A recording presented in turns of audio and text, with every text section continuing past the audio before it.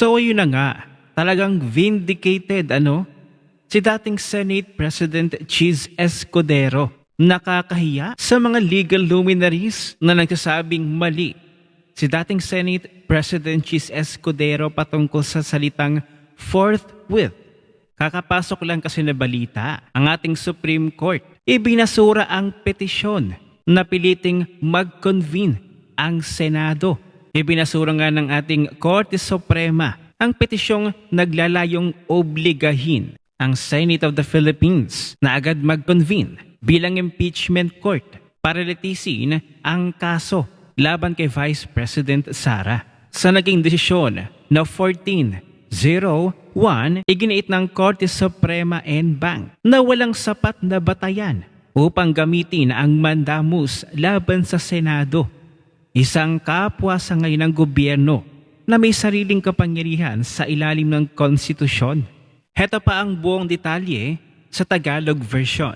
Ang Supreme Court of the Philippines en banc sa sesyon nito ngayong April 29, 2026 ay ibinasura ang petisyon para sa mandamus na inihain ni Catalino Aldea Generillo Jr. na nagalayong pilitin ang Senado na agad na magtipon bilang isang impeachment court upang litisin ang mga kaso laban kay Vice President Sara. Sa botong 14-01 na desisyong isinulat ni Rodil Zalameda, sinabi ng Supreme Court na ang mandamus na ginagamit upang ipatupad ang isang malinaw na tungkuling legal ay hindi angkop na remedyo sa kasong ito. Ipinaliwanag nito na ang mga aksyon ng Senado sa loob ng saklaw ng kapangyarihan nito ay hindi maaaring baguhin o kontrolin ng hudikatura sa pamamagitan ng mandamus. Bilang isang kapantay na sangay ng pamahalaan, ang paggamit ng Senado ng kapangyarihan nito ay lampas sa pagsusuri ng Supreme Court, maliban na lamang kung may malinaw na pag-abuso sa kapangyarihan. Gayunman, para sa kasong ito at alang-alang sa katarungan, itinuring ng Supreme Court ang petisyon bilang isang certiorari at sinuri kung ang Senado ay kumilos ng labag sa batas o umabuso sa kapangyarihan nang hindi ito agad nagtipon bilang impeachment court habang nakabreak ang sesyon nito.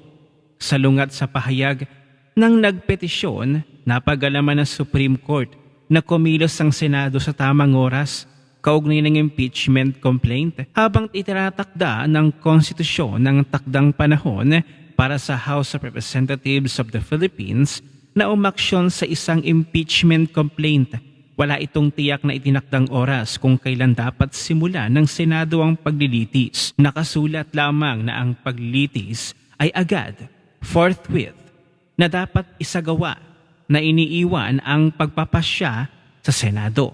Nilinaw ng Supreme Court na ang salitang forthwith sa Article 11, Section 3 o 4 ng Konstitusyon ay nangangahulugang sa loob ng makatwirang panahon na maaaring mas maikli o mas mahaba depende sa sitwasyon ng bawat kaso.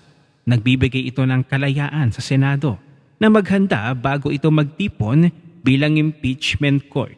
Bagamat walang eksaktong petsang itinakda ang konstitusyon para sa paglilitis, dapat iwasan ng Senado ang hindi kinakailangang pagkaantala upang mapanatili ang prinsipyo na ang mga lingkod bayan ay dapat managot sa mamamayan sa lahat ng oras. Itinuring din ng Supreme Court na walang saysay or moot ang petisyon dahil sinimulan na ng Senado ang paghahanda para sa impeachment at ang mga articles of impeachment laban kay Vice President Sara Duterte ay naipawalang bisa ng naunang desisyon ng Supreme Court noong July 25, 2025 at resolution noong January 28, 2026 sa kasong Duterte, House of Representatives.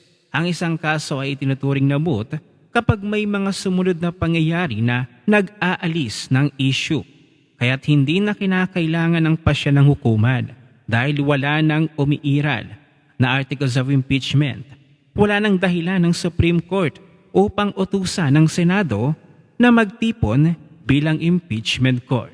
So ano kaya ang masasabi dito ni Senate President Tito Soto na kanyang ipinipilit yung forthwith na umpisahan na agad-agad ang impeachment sa Senado?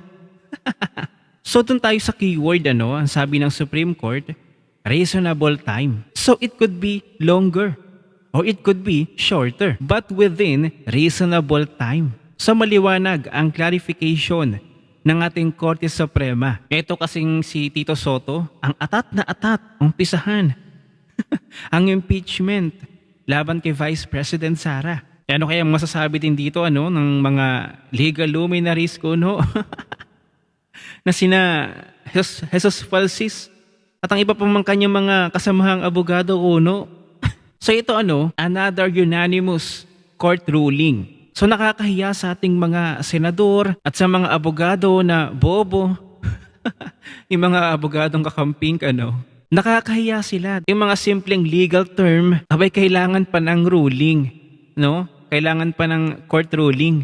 At malalaman mo na kapag simple yung term, ay kapag unanimous yung naging decision. So papaano na, Tito Soto? Tama si Chiz Escudero sa forthwith. O baka sasabihin nyo na naman dito, ay, Sara's Court, ay, mga appointee ni dating Pangulong Duterte, kaya kakampihan kay VP Sara. Ayun, basang-basa ko na yung mga narrative agad ng mga kakamping at dialista. So nasa na? Yung mga nagsasabi na, yung mga kakamping na nagsasabi ng let me educate you. Ay, di bumalik sa inyo? Yung inyong naratibo. So ang desisyon na ito ng Korte Suprema ay alam nating masasaktan dito.